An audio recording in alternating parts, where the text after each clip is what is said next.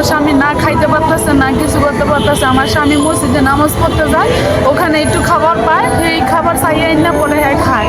এখন হ্যাঁ পরিস্থিতি অনেক খারাপ, অনেক খারাপ। হ্যাঁ আমার কাছে প্রতিদিন ফোন দিয়ে কান্দাকাটি করে, আমি হ্যাঁ জীবন ভিক্ষা দিতাম। আমি একজন নারী মানুষের, আমি হ্যাঁ কীভাবে আনি? তার জন্য আমি আপনাদের কাছে মিনতি করি, আমার স্বামীর আপনারা সুস্থভাবে বাংলাদেশে আমার কাছে আইনা দেন, আমার সন্তানদের কাছে তার বাবাকে আইনা দেন। কারো সংসারও জানি না ভাঙি, কারো সন্তানও জানি না জানি ঈদের দিন কাপড় পরে বাড়িতে পারে, এরকম জানি আর কোনো দিন জানি না হয়। এই এক ব্যবসা, এই খারাপ ব্যবসা জানি সরকারের কাছে আমি চাই, মিনতি করি যে বন্ধ করাতে জানি, এই ব্যবসা জানি এরা বন্ধ করে। এরা তো মানুষের ঠকায়, গরিব মানুষেরা ঠকায়, এরা তো ভালো মানুষেরা ঠকায় না, এরা গরিবের মাইরা খাইতেছে।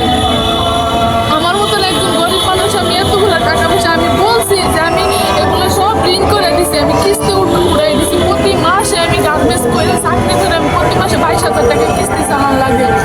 আমি মিনতি করি সরকারের কাছে যাতে এইসব ব্যবসা জানি বন্ধ করে জানি দেয়, মানুষ জানি আর ঠকে না ঠকে, মানুষের যেন আর বিপদে না পড়ে।